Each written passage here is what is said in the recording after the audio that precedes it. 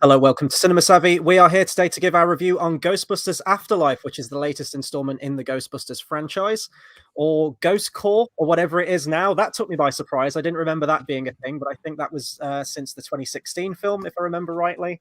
Already, they're one movie extra than the Dark Universe. So let's see if we can keep the ball rolling with the Ghostbusters film. We'll find out. This is, of course, directed by Jason Reitman and is kind of the well, we'll talk about whether there's any continuation from Ghostbusters 2 in this particular film, whether it's a direct sequel to the first film, whatever it is, it's a new Ghostbusters film. It's a big film out at the moment. It's making a lot of money, and I think general consensus is pretty positive so far. We'll see if that stays the course during this review. Of course, returning, we've got Dave. We've had Dave on for the previous two Ghostbusters films, ignoring, quite rightly so, the 2016 one, although I'm sure it will come up on conversation during this review at some point. But before we go into this, over to George with the socials. Absolutely, guys. So we're gonna open the portal, whatever they call it, the dead bodies rising out the well, for all spoilers. So comment what you want, your thoughts on the film. We'll be bringing spoilers up. So if you haven't seen it, now's the time to sort of turn it off, go watch it, come back, because it's a pleasant time watching it in the cinema. And I didn't say that about the first two films, so there's my initial thoughts. But hit the subscribe button. We've got a lot of new releases on the way. We're going through some old films as well. And obviously, we really appreciate your support as we do that. So hit the like button, do comment your thoughts, and share and subscribe. And if you are new to the channel, you don't know what we do when we're going live, we always put our stuff on social media, Twitter at cinema_savvy, Facebook letterboxd.com/cinemasavvy, and we have a link to TeePublic in that description below. As Chris said, we are here talking Ghostbusters Afterlife. It feels weird that I'm technically not caught up because I'm not seeing the 2016 one, but I've now seen the film as many times as you guys, I think. Whether someone's already seen it twice, I don't know. But before we get into it all, we always speak about our memories. It's pretty hard to talk about something that's been out for, 4 days over here. So, Dave, I'm going to head over to you. I believe you were that opening night, and I'm very curious to know, what was the crowd like, and was it busy? That's something I'm very curious for. Yeah, it was actually much busier than Thursday night, so I didn't expect to be quite a full crowd, but it was in IMAX, and there wasn't very many spare seats in the showing I went to. A lot of, I guess, night one fans, because there was a lot of Ghostbusters t-shirts and paraphernalia coming through, so jackets and all sorts, caps. Everybody seemed to have something Ghostbusters related on. So I think it was very much the people who wanted to go see this movie the day it was out were in my screen. But yeah, it was absolutely packed. There wasn't very many seats left at all in mine. For me, so I went last night at 7:30 p.m. So I thought, I don't know if there was going to be a crowd or not, on a Sunday night, especially Fridays and Saturdays tend to be more packed than a Sunday. I'd say it was like 3/4 full, maybe just a little bit over. So there was a lot of people there. And yeah, the general buzz seemed to be pretty positive across the whole board, really.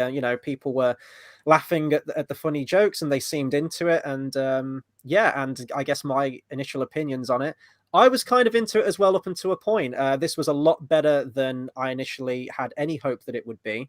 Obviously, the 2016 film burnt me completely and was awful and dreadful. And when they was like, oh, we're going to bring a new Ghostbusters film out, this is going to be a continuation, I was like, maybe you should just leave well enough alone. Like a lot of franchises now, whether it be Terminator or Predator, I'm just kind of at that stage where I'm like, just leave it alone. Let it be. It had its day. Stop trying.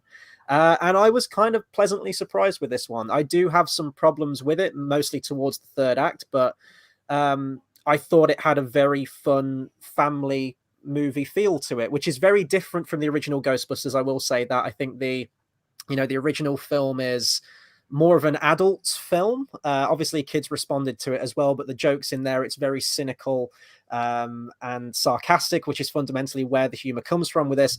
This one is more in the vein of your Stranger Things, and there's going to be a lot of comparisons to that, I think. It felt almost like a Spielbergian kind of family film a little bit in many aspects, so it's very different from what we know, but I thought it was a film where its heart was in the right place for sure. Yeah, I mean, I saw it on Friday. I did a double bill, so I did this at like 5:30 and then King Richard straight after, so I missed the second credit scene for this because that's jump screens. But there's only about 20 people in my screening, but I knew I was there quite early on a Friday, which is the best time to go, I will say. It does top having awful loud people next to you and on their phones. It was the perfect screening. And kind of like you, Chris, I went in quite cynical. I think when Ghostbusters 1, I started talking about nepotism, didn't I, with Reitman Jr. And I always forget the two mix up. So I was a bit worried. I'd seen that trailer too many times. It was attached to every Dune showing, every Bond showing.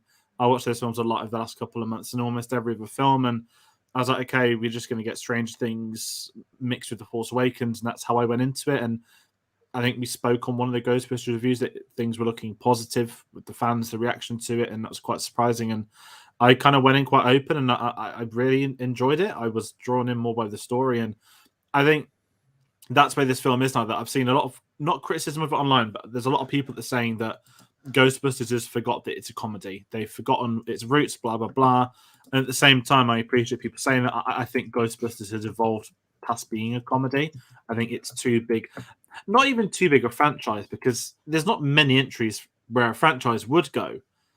But as a property, Ghostbusters is massive. And I think people aren't just going to go and want to watch a chilled out comedy now. I think they actually want story, and especially when you're bringing in some of the original Ghostbusters. So me personally, sort of my biggest right being the director, I'm like I said, I'm more than happy to put my up. I was completely wrong, because I thought it was great. And another big thing is the story, and we'll just go over the plot really quickly. So IMDb's got it. When a single mom and her 2 kids arrive in a small town, they begin to discover their connection to the original Ghostbusters and the secret legacy their grandfather left behind. Very mysterious, very Strange Things-esque, but kind of going back to everyone with their initial thoughts on the plot, I loved this. I think this was the best part of all the, I almost said Terminator films. I'm sorry, Dave. I keep looking behind you on your camera. Sorry. But no, it's great. It's just one of those of Ghostbusters where, because I wasn't invested in the other 2 films, I was surprised at how invested I was. But then again, the core of this film is obviously based around Spengler, who was my favorite of the Ghostbusters when we spoke about them. Dave? Oh, is it? Do we still have Dave? I can't tell if he's just sort of like sternly staring at the camera. Has he been possessed? I think we've lost him. I think okay, I'll pick it up. Yeah, so like with the characters for me, and you mentioned, I will say this isn't my favorite Ghostbusters film out of the franchise so far. It's definitely a darn sight better than the 2016 one by a country mile. Oh, we have Dave back. I'll finish my point really quickly, and we'll cycle back to Dave. Yeah, it's by far and away, it actually feels like a film with some like heart and soul and an idea behind it, and the 2016 one just felt so manipulative and just consumeristic, and just a horrible feel to that 2016 one just slapped together. So this actually felt like a movie.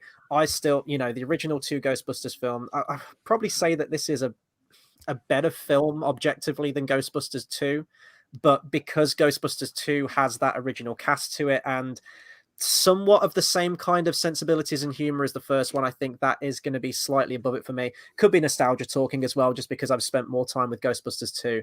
But yeah, no, I was surprised by this one. And as I say, my problems only really come into it in the final act, where I thought it got a little bit too mired in the nostalgia, and it kind of becomes a cliff note, almost beat for beat, shot for shot almost of the original film. And I thought that was just a bit lazy in terms of the writing. I'd have liked to have seen a different villain, some new iconography that's unique to this film. And I thought for the first 2 acts, this film did have that. The fact that it wasn't an all-out comedy or even a comedy in the same vein as the original Ghostbusters really didn't bother me, because it was pretty clear out the gate that this was sort of like a fresh take on Ghostbusters. It felt very different, as I mentioned, like a family kind of Spielbergian coming of age comedy film kind of thing with ghosts in there, which I was absolutely fine for. It was only when it was like you were going down the checklist, the tick sheet of, Gozer and Zool and Terror Dogs and Marshmallow Man, and pretty much at the very end, identical in so many ways. Keymaster, Gatekeeper, the same dress that Sigourney Weaver wore, for God's sake, in Ghostbusters 1. And that was the stuff where I kind of started tuning out a little bit, because I thought, show me something new, show me something different. And that's where I'll give credit where credit's due to Ghostbusters 2. It's not a great film, but at least they did bring something new to the table. And even in some ways, and I can't believe I'm giving this as a positive, because it's not a positive, even the 2016 Ghostbusters film gave us a different villain. It wasn't a good villain. It was absolutely terrible. I can't give you a single positive thing from that 2016 film, but at least they tried in some way to give us something new. This felt just a bit carbon copy for me towards the end. I think you're right. It was it did have that massive differently feel. It certainly shouldn't be classed as a comedy movie out there. It's not that. I think you're hitting it really close. It's very much, it has that Goonies sort of feel about it. Yeah. Like these kids on an adventure. discovering this plot, and I think that's really goes throughout the whole thing. We have very different feelings on the third act. I absolutely loved all those points taken. This for me, but it's more of a direct sequel to the first Ghostbusters and tying some things in. I loved everything that happened. I loved Goza. I loved the Terror Dogs. I loved seeing the Marshmallow Men. And the last 10 minutes of the movie, I was a complete and utter wreck of a man, blubbering in my seat, embarrassed that I was probably getting tears in my nachos and things because it was that heavy on me. But no, I had a really great time. I loved that it wasn't an out comedy. I loved the family dynamic, the story of this family coming in, and kind of that the Egon story that was kind of, he just left his family, which you kind of like, what? And even like when Ray comes into it later and he's like, Egon Spengler can go to hell. They took all the equipment and you're just like, oh, that's not kind of where you expected those guys to be, like that they would just break up that family straight away, and they left his own kids and things like that, which is crazy. But yeah, I enjoyed the feel of it. I enjoyed that it wasn't the out and out comedy. I've got not many bad words. There's a few maybe in the middle. There's about 20 minutes that you could probably take out of it to shorten it a little bit. But other than that, it's all gonna be positive from me right here. Yeah, and I want to actually quickly jump on what you said, Chris. You mentioned Ghostbusters 2. This film does not want to mention Ghostbusters 2 to the point where I laughed at a moment where they've got all the years on the wall, and it's like famous things. It's like 1945, don't explain that. 84, and it's like, no, 1989 for you. That I was fine with because it wasn't Gozer in Ghostbusters 2, and I thought these years were specific to Gozer. True. The thing that did it for me was where Paul Rudd said there hasn't been a ghost sighting in 30 years, implying, the first film. I was like, Did no one see the Statue of Liberty walking through Manhattan in 1989? Like, we don't talk about that one, or that weird purple encasing around the museum. Like, we don't talk about that. I think the only thing that is carried over from Ghostbusters 2 is Ray's bookshop, isn't it? I think that he picks up. Yeah. I think that's literally it. I don't think there's any other mention to Ghostbusters 2. And Dave, you called it, last week we were kind of guessing whether this would be a continuation of Ghostbusters 2, whether they would even mention it. And, that aside, I think you were pretty much on the money. Like, they didn't even get a look in, did it? They're just wiping it from continuity, which is weird. I don't think they needed to do that specifically, but yeah, it is what it is. The weirdest thing I found is that Egon, at that time, his daughter would have been in Ghostbusters 2, would have been around as well. Yeah. She would have been a young girl at that point in Ghostbusters 2. So that was the only, I liked Razor Cult. Like, we got that from Ghostbusters 2. That was literally all we got from Ghostbusters 2 was Razor Cult. And I found that very strange that given the daughter's age, she would have been around then. So to not mention anything, I did find a bit like, oh, okay, they're just going to brush past it. I would have even liked a picture of Vigo somewhere, just in the background. Would have been lovely. Yeah. But just something. But no, I do get that. But for me, just as this feeling as a direct sequel to the first film, I thought was wonderfully done. Before we jump into the new characters, sorry, I just wanted to. We talked about Egon there, and kind of we get a little bit of, we get quite a lot of exposition actually from Ray over that one phone call about what happened to them all. Do you think it was a bit out of character for Egon, though? Like, he could have picked up the goddamn phone for a couple of times. Like, I don't think he needed to turn his back completely on his daughter, so that felt weird. And it was also weird to me that, if Egon had gone to the Ghostbusters, right, and said, like, something bad's going to happen in 2021 or whatever, and we need to prepare for it, and it's at Shandor Mine, and, we've got to go there. It's weird to me that they wouldn't believe him, considering everything that they've seen and gone through in the first Ghostbusters film, or even the second one, if you are going to throw that into continuity as well. The fact that they all just said, like, oh, he's crazy, he's a loon, and he stole all the equipment and went away on his own, and they never even checked in, because all he had to do was take them to the mine and, like, point down the shaft and be like, look at all that horrible Cthulhu-esque horror that's, like, coming out of that pit. We need to stop that. So I don't know why he couldn't have just took them there to show them. So that didn't kind of add up for me. It seemed a little bit out of character for me for Egon. I know what they were trying to do with the whole family dynamic with the mom and obviously the granddaughter, but I don't know, that didn't really gel for me that Egon would do that or act like that, I guess. I mean, I wasn't really surprised. I always saw him as the antisocial one, so if anyone would have done it, it would have been him. Sort of, when you get the opening scene when he's driving out from the mine, isn't he? When it comes through that. By the way, is that meant to be Zool? I don't know what was meant to be chasing. It was like an invisible type ghost thing, or is it just a Gozer, random I guess, ghost? because it was at the trap, wasn't it? That's what I took, that it was the first incarnation he'd done this, which is where he was trying to trap her the first time and do it, and obviously that failed, and it then, spoiler alert, kills him. Mhm. Yeah, and that's what I, because to go into the opening, I thought it was a solid opening, because I thought, how are they going to do this at Howard Ramis? And when you get him in the shadows, I was like that. Yeah. I was like, they've done a. We'll get to obviously the final scene later, but I was like, oh, they've done a really smart thing. They've been able to find a way to bring him into it without it being too obvious. It's not really him, and I thought it was really well done. That you can see the glasses. That he looked quite tall. Like the person they casted him, the body double. Like, I thought did a good job of that. Mhm. And that's the scene I liked, and also obviously sets up the whole film. That I think I just can't remember, it was me that mentioned it. I was like, okay, how are they going to do it in the new one without him? Like, is it going to be integral to his story? And the fact that the family is his, I think, was a really smart way to it. The fact he's no longer around, and I think sort of when you come into it, I mean, I don't think this is the best. I'll start bringing up some of the young actors, but the one name everyone was talking about for Robin in was McKenna Grace, who plays Phoebe in this film. Now, to me, she stole it, and I think she's the best thing in this one by a country mile. That's not a criticism of anyone else. I think you get good kid actors, good child actors, and then you get the genuine ones that you look at and think, that is someone that's going to be acting for the next 20, 30 years. And we'll be seeing them doing that. And I've not seen I mean, she's done a fair amount considering how young she is. I think a lot of people have spoken about the film Gifted, which she's meant to be incredible in. I've not seen that. I know she was in I, Tonya. That's the biggest thing I've seen her in at the moment. But considering all the marketing was on Finn Wolfhard, naturally so, Stranger Things, massive TV show. Was he in it as well? Yeah, the first one, part one. And, yeah. And that was one of my worries heading. I was like, are we going to get another Finn Wolfhard? And really, it's not about him. It's about her. And that's what I really loved in this one, because obviously Spengler was the outsider of the others. He was the fact they passed down in the genes, and she was alone. She had no friends. She just went on a really interesting story arc. And then you bring in people like Paul Rudd. And it's like, look, another scientist, and it's Paul Rudd being Paul Rudd. He's literally reading a Marvel comic in the film as well. And I think if that character doesn't work, the film doesn't work. Because all the supporting kids are fine.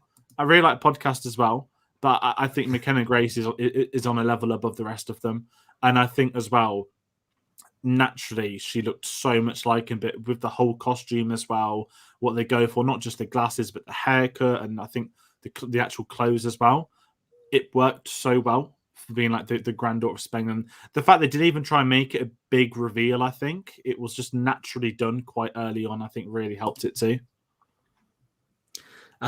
You're right. She's the absolute standout in the cast. Finn Wolfhard, I think, was great. You're right. It wasn't his story. It was he was a very, very much a side character. He was the big brother who drove them around places, and that's kind of all he kind of did. He had a fleeting romance story, but it was kind of very brief and very looked at in a kind of, he likes this girl, and that girl probably likes him, and that's that story kind of done. It was very rushed and not really looked at. It was all about Phoebe, and I can see why. I know, of course, it's Hollywood and it's hair and makeup and the put on, but she disappeared into that character because she doesn't look much like that at all when you see her in outside of this movie. When you see her doing general publicity, she's doesn't look like the same girl, weirdly. But she just disappears in this part, and I thought she played it so well. She was absolutely Spengler's granddaughter from the moment she came on screen, fixing the apartment, trying to get the electricity out of it. And I just thought she was absolutely wonderful. She was just made me smile from when she was on screen, even when she told her dad jokes throughout the movie, which when she tells the first one, you're like, oh, is she going to do this all the time? And am I going to buy this a few jokes and be like, oh, just stop telling these jokes? But you know what? The more jokes she told, the more I found myself smiling at them. My favorite being what's more putting a date. Why is a cigarette and a hamster the same? None of them are dangerous till you put your mouth and light them. I just thought was just genius. But yeah, I thought she was amazing. I loved the kid playing podcast. I don't know his name. Did look it up, but it's escaped me.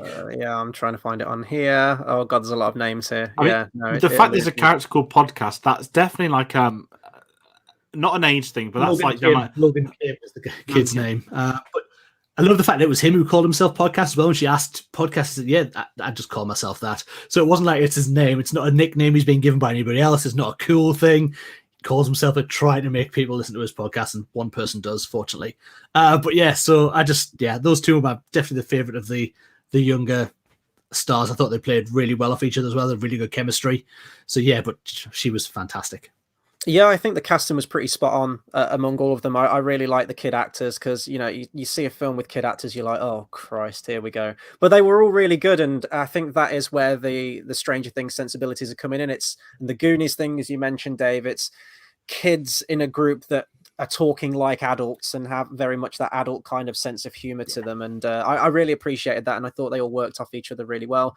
I agree as well. McKenna Grace as Phoebe is the best character. And I think she is the best character out of the core new ones because she's kind of the only character with a character arc in the film. And to the detriment of the film for me in the final act, I thought they did a great job. I love Finn Wolfhard's character, very much like a coming of age thing. He's got the hots for this girl who works at the diner. He's trying to impress her. And there could be like a little, like a love connection going on there between the two of them.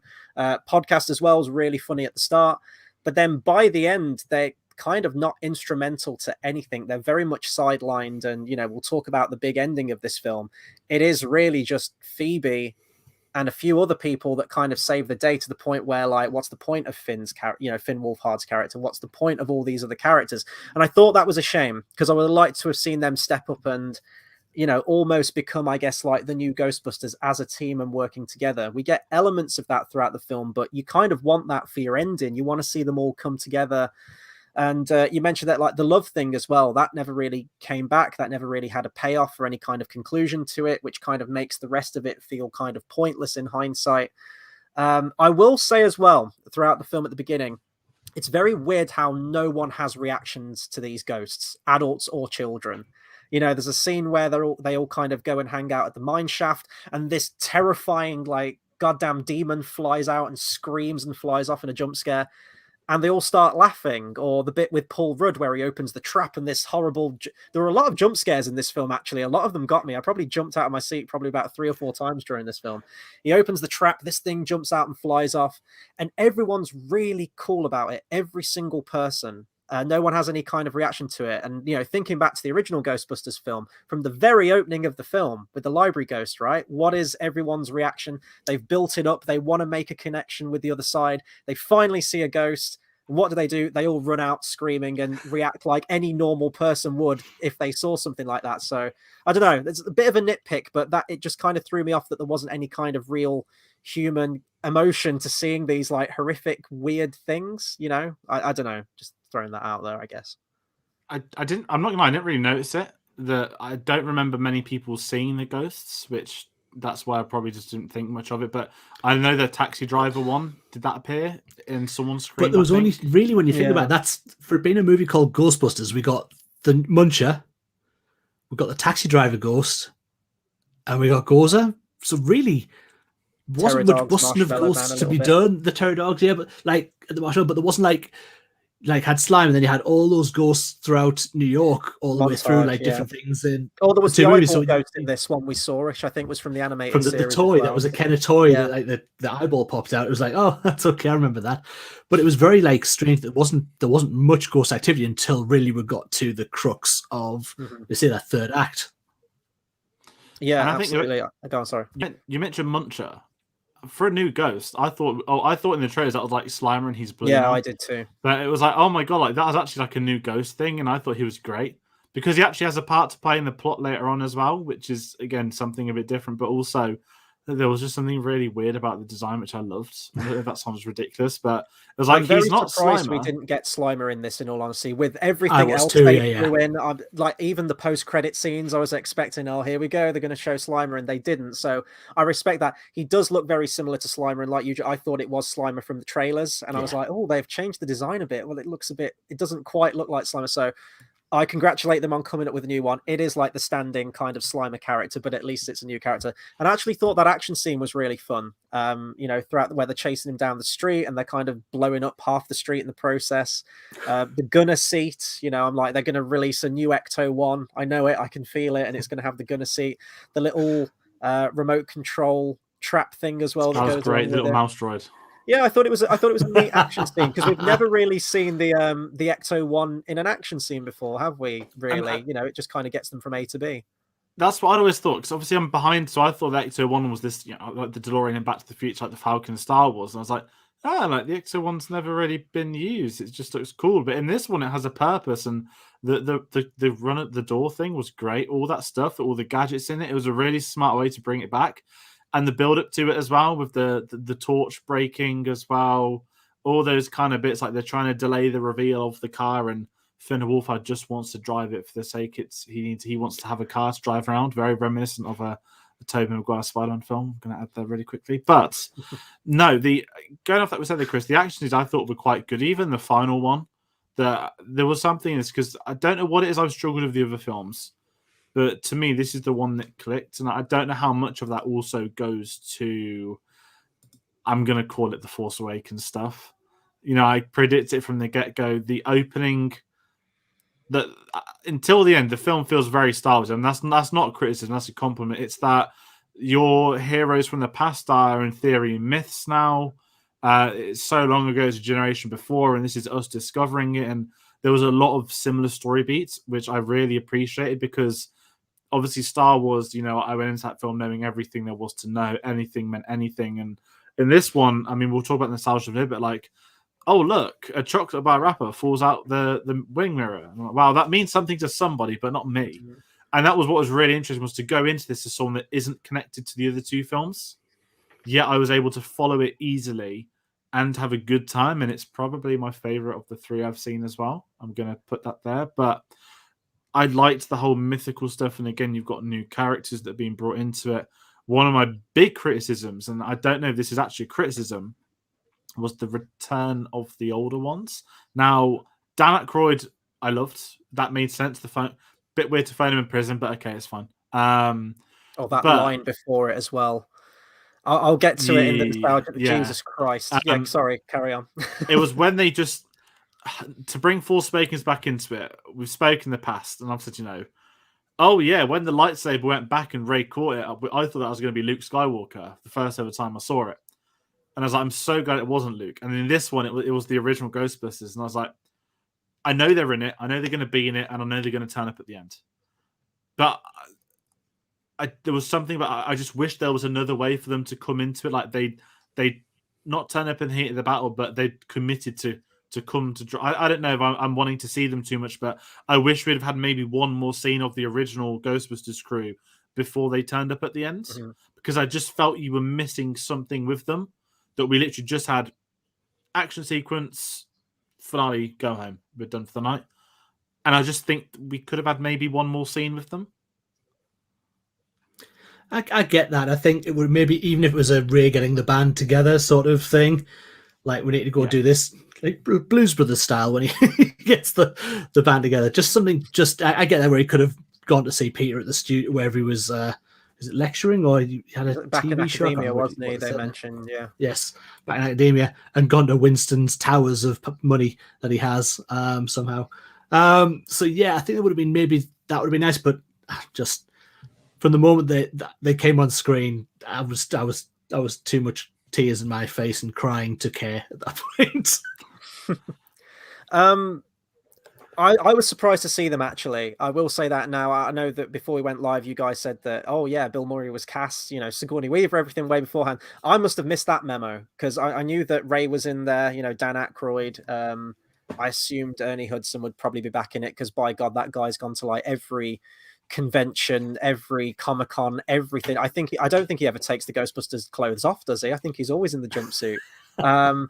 So I knew that they were going to be in there, but I was very surprised to see Bill Murray back. I did say, though, in one of the earlier reviews, because I know he came back for the 2016 one. If he came back for that one and didn't come back for this, I was going to be absolutely heartbroken. But no, I mean, we have all of the all of the surviving ones, and through CGI we have the one who obviously passed away as well. It was weird to see them. What kind of threw me, though, I thought the only mention that we were going to get of those other Ghostbusters was Ray's phone call, where he says that, Peter's gone into academia, Winston's gone into finance and everything. And I thought that was going to be it. And I think I would have been okay with that, because at least it ties all their storylines up. The thing that throws me, like they come in at the end and they're in full regalia, proton packs, jumpsuits, and everything. And I thought, didn't Ray mention earlier that Egon took all of the equipment, including the proton packs and all the outfits, in the wardrobe? I thought Yeah, all I those thought that as suits well. were the other Ghostbusters outfits. I didn't think that maybe you could say that they were all like he had spares, like a Monday, Tuesday, Wednesday, Thursday outfit, I guess, in the wardrobe. But that was weird to me that they just kind of showed up and they had all the kit. Maybe that extra scene before could have been them rocking up, going to the basement, suiting up, and getting all of the equipment out. Um, I guess I did get a kick of seeing them a little bit, but part of me was also like, oh God, they look so old. And they're still doing this same shit. You know, they're fighting Gozer again, like, God almighty. I had the same kind of thing a little bit with Star Wars, but obviously Star Wars is more like legacy characters than I would say Ghostbusters is. But I was like, oh my God, Princess Leia and Han Solo are still in this war 30 years on. Like, they're still TIE fighters versus X-Wings. They just can't catch a break, can they? They're still in it. Nien Nun's still flying an X-Wing and fighting against Death Stars. What's going on? So there was a little bit where I was like, oh God, they do look a little bit like they're trying, but it was, I don't know. I would say it felt sad because that seems a little bit too harsh. Like I did get a kick out of seeing them again and, Bill Murray's humor coming through. But I think it was the whole fighting Gozer, are you a god line again? I thought, oh my God, we're doing the whole thing again, aren't we? And I thought we were this close. Choose the form of the Destructor, and I thought they were going to do Stay Puft Marshmallow Man again. I thought you've thrown everything else in. That's the one thing that you haven't really done for the ending. So I guess overall, I'm glad to see them back, but I don't know. I think a scene before may have cemented it a little bit more, but it was kind of just very fan servicey, I thought, towards the end a little bit. But it was a nice moment where that camera pulls back and you've got all four of them lined up, I guess. So I'm kind of in the middle of it, I guess. I'm trying to talk my thought process through, and I'm kind of on the fence about it a little bit. I'm just going to bring this comment by Cole. But the ending really hit him. He didn't see it coming with Egon helping Phoebe and thought it was handled perfectly. I can't tell if it's the CGI or a body double. Now, I believe it is the body double. Yeah, I think they've maybe put some CGI on, or I know he's got like a beard and everything. I don't know if they would have done that to make him look a bit different, but it's come a long way. The tech, yeah, it did look really good. It looked very convincing. I think the moment that got me in this film is obviously I'm gonna call it the Goblet of Fire again. When they're having the light duel, and I'd sat there and sort of smugly said, like, I'm expecting, Frank from Harry Potter, the old man that gets killed at the start of Nagini, and he just popped out the spell and was just chilling. And I was like, I'm expecting to see Frank from the Goblet of Fire turn up, and then it was Spain. I was like, ooh, like this I didn't see, and I think what made it work so great was that the shot wasn't this dramatic. Here's a long shot, and he's going to like materialize into space, and we'll see him. He'll step forwards. It was he emerged holding her with the baton, and I thought that was the moment that I think did it for me because Dave's crying, but I just thought that it's the framing, and it's when you have moments like that, it's all about how do you shoot that kind of moment. And it's the fact they didn't show his face. They didn't show it at the start. They didn't show it when he returned. You're able to take in the moment, the action set piece, and then you eventually reveal it. And I think that is exactly how something like that should be handled. And not that I'm being harsh on it, I'm not. Because I don't have the connection to the originals, is it arrogant of me to say that for me to get wowed by a return like that is probably not meaning a bit more, but because I'm not connected, it's harder for me to connect to those moments. But that is the moment I connected to, and that is purely down to the fact that the writing of the story of the film and the performance of the younger actors, it's built up to the reveal, and it's earned. And I think the key word is earned. A lot of films get things like this wrong. Dave, you mentioned Rise of Skywalker. I didn't even... When he mentioned it, Rich was like, what's he on about Rise of Skywalker? This is Force Awakens. And then it clicked as what you said. It's the ending with I am all the Jedi. And it's that kind of thing where I'll give Ghostbusters full credit. They didn't milk it. And every character had a payoff with that return. You got the four of them lined up together, the originals. You got him with the daughter, with the son. And then also, I maybe haven't really spoken about Carrie Coon much. She is a phenomenal arc. That is the lonely daughter that was lost, and when you get the photos in the basement, that was a bit emotional for me seeing that bit. And everyone's had a character arc come together, And I think that's why it works. And he doesn't chill about as a Force ghost for like an hour. He does sort of materialize back out. And I just think the way they handled that, I think, is very brave. It's a very tough thing to handle just based on the fact you've got an actor that's passed away that has a legacy of not just being in this franchise, but what he's done for sort of comedy for SNL and so close he's attached to SNL. They nailed the ending. And I think I'm kind of with there on Carl. I didn't see it coming because you've already had him be invisible, move the light things. Like, oh, that's a neat way to do it. But yeah, I'm going to hand over to you.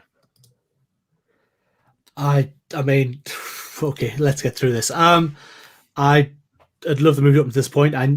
You knew obviously it was Egon throughout the movie with that, but I had no idea they were going to bring him back in that way. When his arms appeared around Phoebe helping her hold the gun, which I liked the Ghostbusters take that they try to take her down exactly the same way they did in the first movie. They crossed the streams, and she simply uncrossed them and threw them away. And Fenton was on the floor. He just says, "Yeah, we're done." And I like how Egon's Proton one was modified, and it was finally actually able to seem that it was able to do more against her than the other guys Ghostbusters packs could. When his arms came around and started helping her push back against it, from that moment, the emotional swell, I'd never felt anything in a movie for a long time where it hit me on that way. I mean, I think it's probably more. I've loved Ghostbusters forever. And then I've watched them and obviously talked about them with you guys over these past few weeks as well. So it's really in my headspace at the moment. And for that moment, for him to return and just be there, and to say because the CGI was done so well, it wasn't because it could have come back and if they'd messed that up, that would have taken you straight and gone, oh, but it looks pretty terrible. But they really did nail it because he's a ghost, so you kind of get that where it's not going to be perfect look, and given the beard, like he was the older man, but to me that looked like an older Harold Ramis, and I couldn't take anything away from it. To then see him lined up with the other four Ghostbusters and just Bill Murray turning to Venkman just going, I thought you might show up. It was just this wonderful moment of seeing all four of them together. And then the moment that absolutely destroyed me, yes, it was lovely for him to see his grandchildren. He hugged his daughter and disappeared. Was then that pan up to the sky and just for Harold on the screen. That was done. Oh, Jesus, sorry. No, it's all right. Sorry. No, it was a really nice boat. I was surprised that they did it just because, early rumblings for like a Ghostbusters 3 or, I think when the 2016 one was coming out, when they were formulating ideas before they settled on the ideas that they did for that film. It was always, it was going to be the original remaining 3, and they were going to have like the ghost of Egon there as well. And I think they kept saying they weren't going to do that. I don't think that Bill Murray and the rest of them were okay with that because they kept saying that they thought it would be disrespectful to bring him back in that way and use him. So I never even thought it was on the cards. I thought that it was an idea way back when they decided against doing it. So I was surprised when that arm showed up and then the camera panned up. I was like, oh, they are actually doing it. So they've gone back to the, and mined a couple of those ideas that they did. Because I think probably if you're going to call it like the official Ghostbusters 3 would be the video game that came out in 2009. If anyone remembers playing that, I think it was on PS3 and Xbox. Maybe they got all of the original cast back to do the voices for the game. And that's where you've got like the core 4 Ghostbusters coming back and playing those characters again. So I think they handled it well. And as I say, like its heart was in the right place. I did think it was a touching tribute. I thought they were just going to show the arm, like show up and like guide the proton pack at the end. And it did seem like they were trying to get their money's worth with the CGI. They did keep coming back to it again and again, but I thought it was handled well. And more importantly, the CGI holds up. It didn't look wildly out of place. It looked very realistic. I was just checking how they did it. So the body double was apparently Oliver Cooper. And they used archival clips and photos taken from the original 2 films to kind of piece it together. Whatever they did, it looked great. Like Carrie Fisher in episode 9, isn't it? Because they used deleted scenes from that one, didn't they? So whatever they did, hats off to the effects department. They really knocked it out of the park with that final moment, I thought, between the two. It is a nice tie up to the mom's character and the granddaughter. As I said, it just kind of comes at the detriment of the other new characters. I felt like they were setting up a little bit because they do get a little bit sidelined for me towards the end there. No, I don't even know how we get past this. We've got a bit in the planet that says nostalgia. Really quickly before, can we talk about Paul Rudd? Yes. Yeah. Paul Rudd, voted world's sexiest man this year. I've got to add, everyone has to keep saying it now. Contract obligated. He was a very welcome addition to this. We've seen him play scientists. We've seen him in Ant-Man. We've seen Paul Rudd in everything comedies, and I think he is someone that was born to be in a Ghostbusters film. He doesn't have the pack, but he kind of felt like the Rick Moranis character for this film. The fact that he just popped up and he was funny when he appeared, and you know what you're going to get, and just the scene of him discovering the Stay Puft. I mean, we'll get into nostalgia. It's a lovely segue. The Stay Puft marshmallow bit with all the mini marshmallow puffs. Now, I've got a comment from Carl who brought up earlier, who has said he didn't like the Stay Puft babies in Walmart. Now, I know this was on one of the teasers, wasn't it? But I really liked it. I thought this is going to be the scene I'm going to absolutely despise. I thought I'm not going to like this, but they were all just committing suicide. And it was absolute carnage, and I absolutely loved it. One of them melts itself and just goes through the cracking on a grill. One of them goes in a blender. Oh, we lost George. I liked it, but the big thing from the scene. Oh, sorry. The big thing I love from that scene. I don't know what the dog things are called, and I know that's going to be a problem. Terror dogs, I think they're just called. Yeah. They looked phenomenal, and you can tell they were puppets. If someone's going to tell me that was CGI when they're not running, I'm going to be blown away. That looked like, in Jurassic World when he's holding the Brachiosaurus neck. I was like, okay, that's when they've put the time and affection into this. Yes, it can look a bit clungy, but then they're going for what it was originally.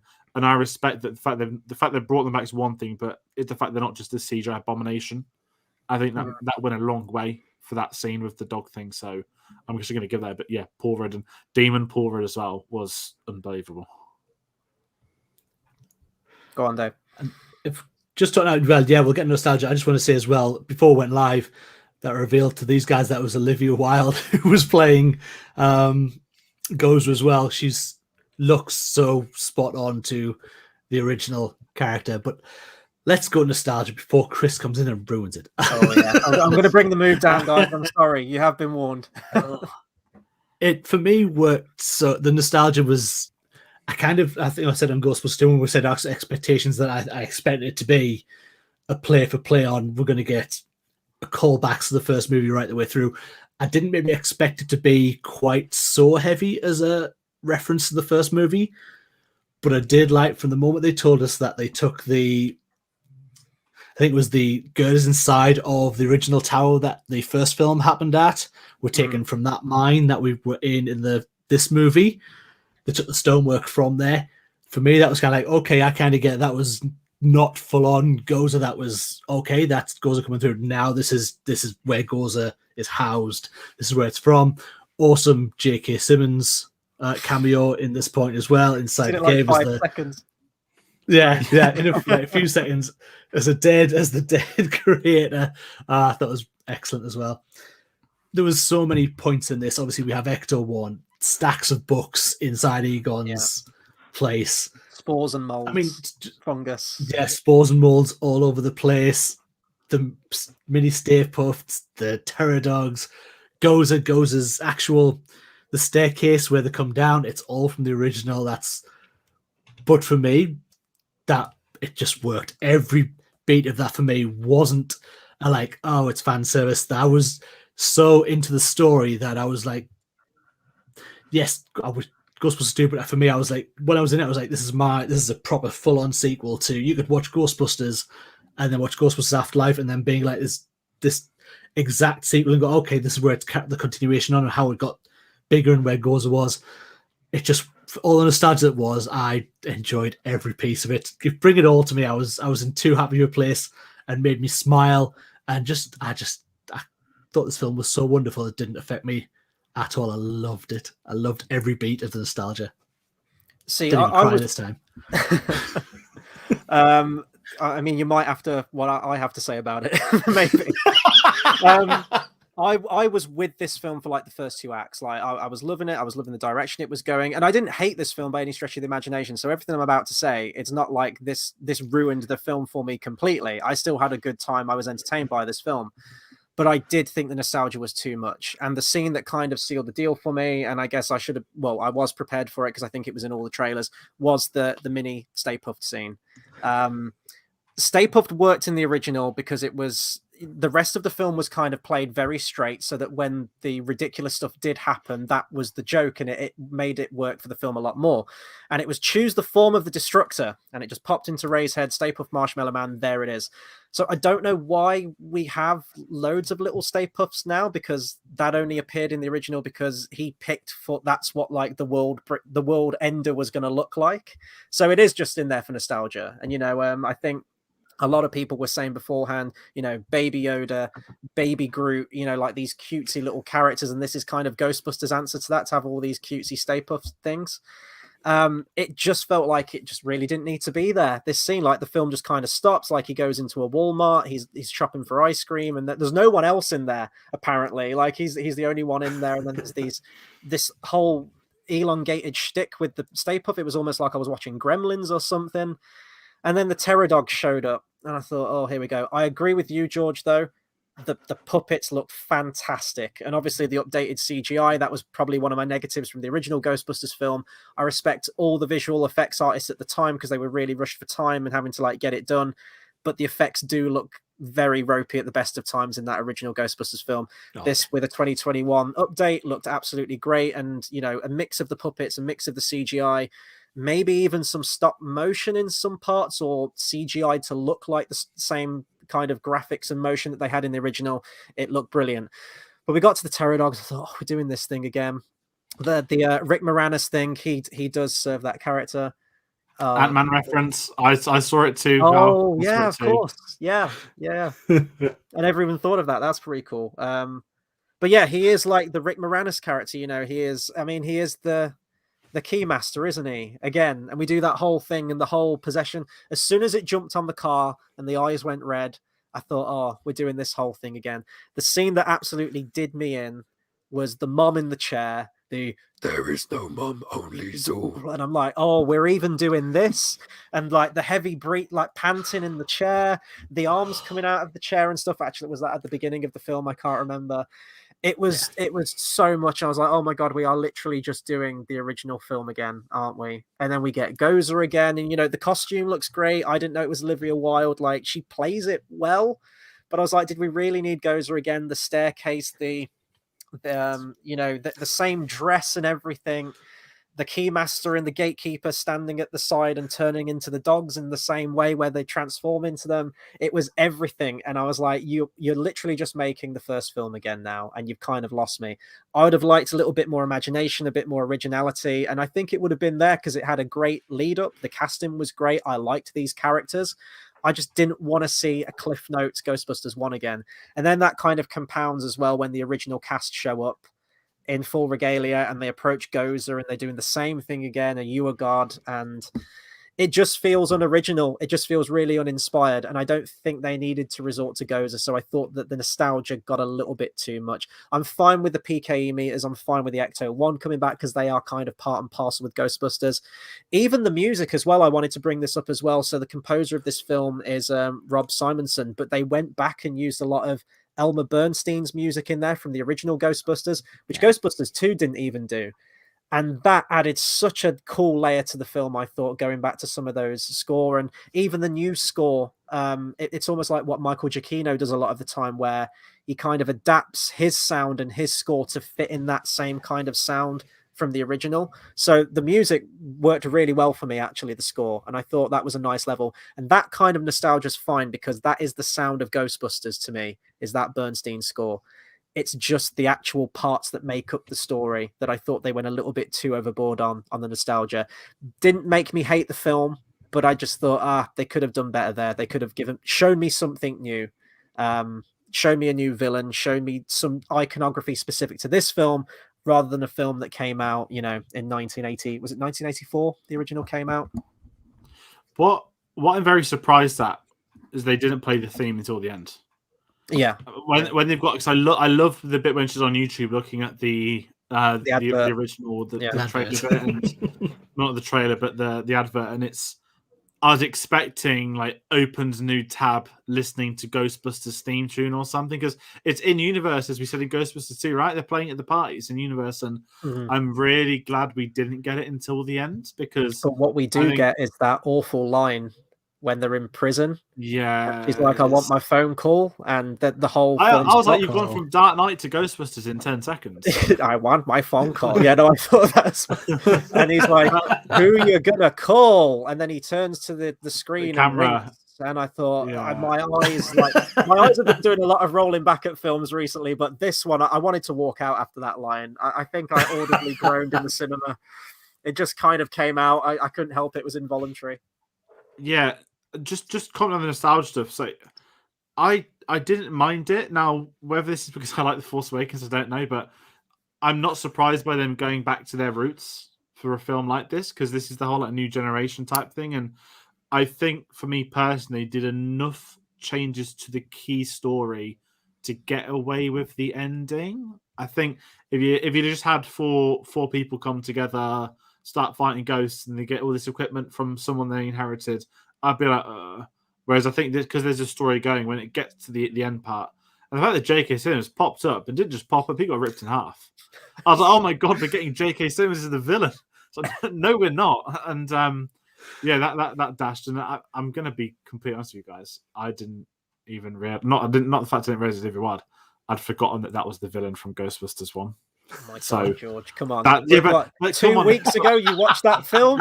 This is it, and this is it, though, isn't it? And I'm like, it's the whole like new, not new generation type thing. But there are people that aren't familiar with the original. That's not going to be a problem, because I don't think you'll remember the marshmallow, and you'll remember the Marshmallow Man. The 60-foot Stay Puft Marshmallow Turn, I'd get it, and I'd be like, okay, this is too much. But because is it Gozer? Gozer doesn't appear in it an awful lot. I don't think is that bad, and you get a bit more, not screen time or development, but you usually get a little bit more going on rather than just boom, giant marshmallow, let's fight and go. I just think the story and the softer villainous stuff, that's where I stand with it. I will say I'm very surprised that Stay Puft marshmallows are still like a thing that you can buy, because it's a lot of bad publicity, real, isn't it? After 1984, like the giant tries to murder everyone in New York, and it's just like, oh hey, now we're still making them and you can buy them and they're tasty. Like I don't know. It made me think when we got the mini ones, like not that we know we're going to get merch and toys and everything, but I was like, oh yeah, can we get like, you know how when China Chocolate Factory came out in 2005, there were real Wonka bars based off that film. It's like, can we get this fictional marshmallow brand to be real for a few months and give us like Stay Puft mini marshmallow babies to eat? Because I would want one and want to try and melt one. Not that I have marshmallows often, but that is the best tie-in promotion that is yet to be made. And I'm not wrong. I just think it was so nice. I think it's one of the best things about this movie is because they focus on that family coming through. I think it's a really good introduction for younger audiences to come to Ghostbusters who maybe wouldn't have seen the original movie.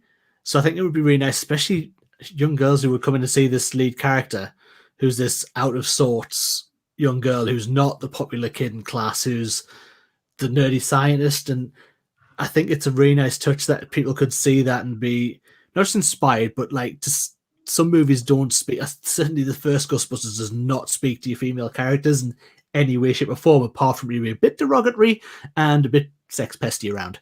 This had this whole feel of, yeah, come on in, this is where you are, and we're going to take the story through your eyes.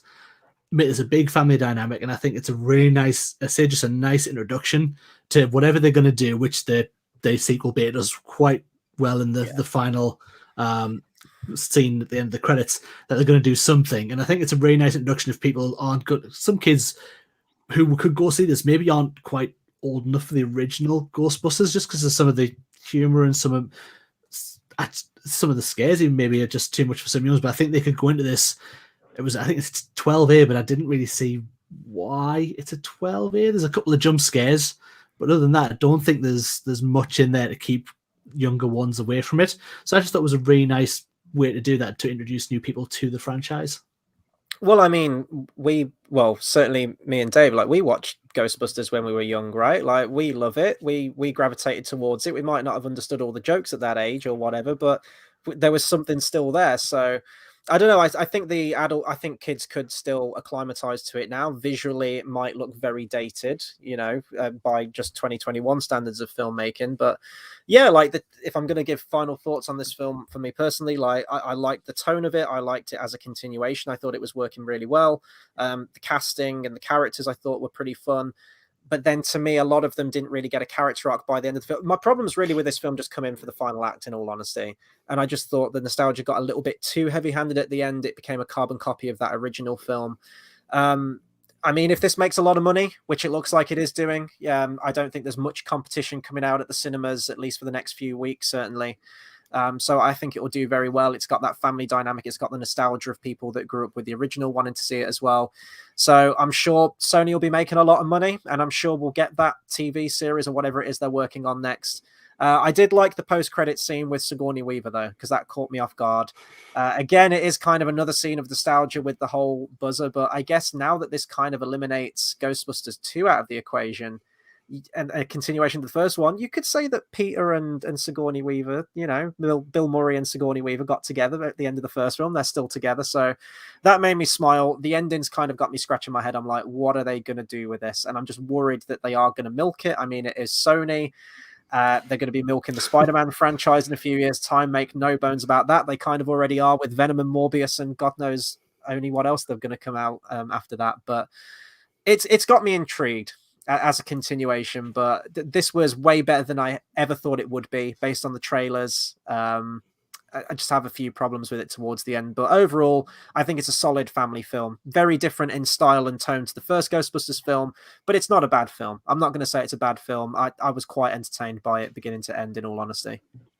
No, I'm the same. I thought this would be rubbish, if I'm being absolutely honest. The trailers are nothing. I thought we are going to get Stranger Things version 2 with a couple of ghosts chucked in, and we didn't. We had a really impressive family drama that I think had you gripped by the story, and I think there was enough action and adventure.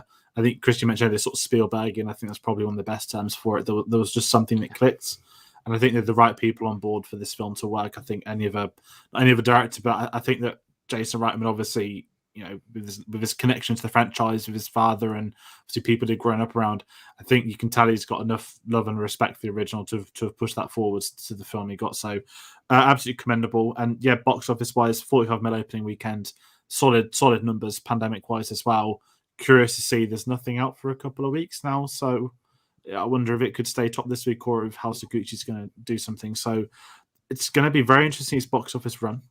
And of course, we've got Sony, a bit of everyone now. Christian mentioned Spider-Man. They, of course, dropped the Spider-Man trailer for this film to come out. And in that Spider-Man trailer, someone made a passing joke on Twitter saying that they talk about ghosts, and someone saying, is it all connected? I don't think it's that connected. Or J.K. Simmons is the thing that connects them all, isn't it? Yeah, exactly. There we go. So, no, it's one of them where I was honestly surprised at this film, and I'm glad the fans have come out with something, and I think there will be a new generation of fans. I think one thing I noticed on my screen, there wasn't many people. There was a lot of fathers with their kids, and I think that's when you know that this is that kind of film where you can see the next generation absolutely getting brought into it. And yeah, I mean, I think I've said enough and shown enough tears on the live stream. Just unusual to say how much I enjoyed this film. This, for me, is right up there with Ghostbusters. It's definitely my second favorite film in the franchise, pushing Ghostbusters 2 down a little bit. And then Ghostbusters 2016 it's not even in the list. Not even on the list. Yeah. But so yeah, I adored this film. I had the best time. I had such a smile on my face right the way through it. It just made me happy to see. I'm really glad that it was Jason Reitman who did this film and not went to another director. Yes, I understand they're probably going to now get other people in to do Ghostbusters stuff, but I'm glad it was that family dynamic to go with the Spengler family dynamic. And we don't have to now really go back to the original Ghostbusters anymore, I don't think. Ernie Hudson will be in every movie, and Janine will also be in every movie. Don't get that wrong.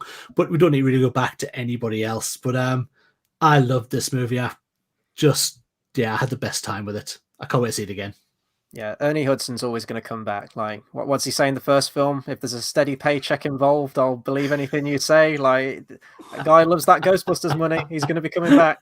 But yeah, I guess that'll do it for our thoughts on Ghostbusters Afterlife. Now we want to hear from all of you. Obviously, we've had some comments on this live stream, but if you come into this live stream a little bit later, let us know what you thought of the film. Like, comment, share, and subscribe. How do you think it stacks up to the rest of the Ghostbusters films? Is it your favorite Ghostbusters films out of all of them? And do you think it was a good send up to the originals?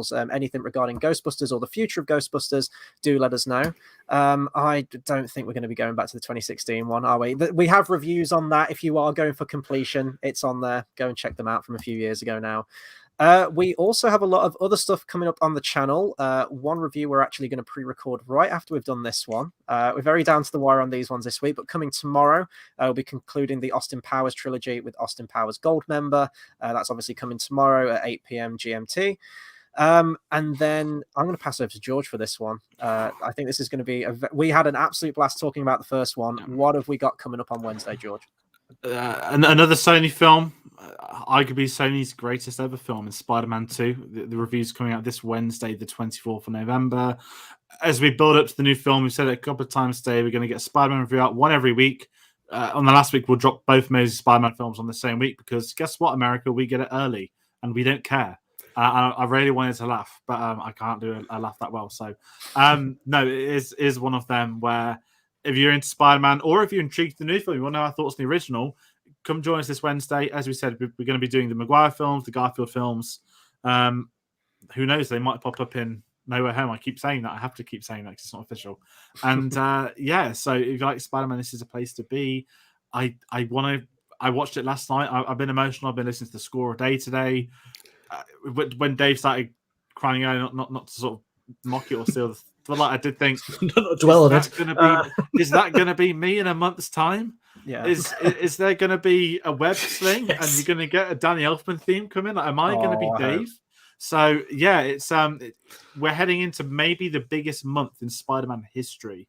That is a big statement to say, but I don't need to tell you that you've all seen the new trailer. If you saw this review, you know it was attached to this film at the cinema. So, and there's a hell of a lot of TV spots coming out. So, Spider-Man 2 review this Wednesday. Join us for that. I cannot wait. Arguably the best ever Spider-Man film ever made. Arguably, probably, who knows? We'll have a little chat on this. And now I'm going to pass over to Chris to talk about the next one we've got going on.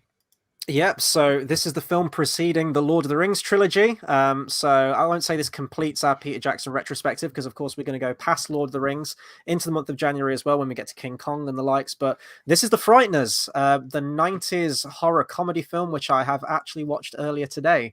I'm not going to give any spoilers away now or any review on it right now, but that will be coming this Thursday. That's going to be me and Tate and that one. That's going to be the 25th of November at the slightly later time of 10 p.m. GMT. And I'm sure we'll have lots to say about it. So if you're a Peter Jackson fan, if you've been following us on the retrospective, or if you're just curious to hear our thoughts on it, check back this Thursday. My God, we're almost at daily content, at least the first part of this week. So I think that covers it for content for the rest of this week. So I'm going to hand back over to you, George, for the last blast of the socials. Absolutely. So we got new releases coming out. There is a Peter Jackson documentary out this week, but it's 7 hours long. I guess that's that going with the fitting. But if you want to find out what videos we are going to be doing, Twitter at cinema_savvy, Facebook and letterboxd.com/cinemasavvy, T-Public link in the description below. We've also got a link to Dave's channel. So do follow Dave on there, subscribe. Dave, for people that haven't watched over Ghostbusters videos, I keep telling you every week, what have you got on your channel that's Ghostbusters? We've got more than Ghostbusters. There's a giant Terminator behind you. Yes, there's a giant Terminator behind me, which has just been finished. My channel is sort of a model building channel, the odd review, like when I come out of things like Ghostbusters and I want to have a cry, people do things like that. But yeah, I'm currently building a 1/8 scale Ecto 1, which will be coming back in the next couple of weeks. So that is going to be great. I can't wait to get back to that and add some more parts to it. So yeah, if you are interested in that sort of thing, come on over to The Life of Brian. Awesome. So head over to there. As we just mentioned, the links were going across the bottom and they're in the description as well.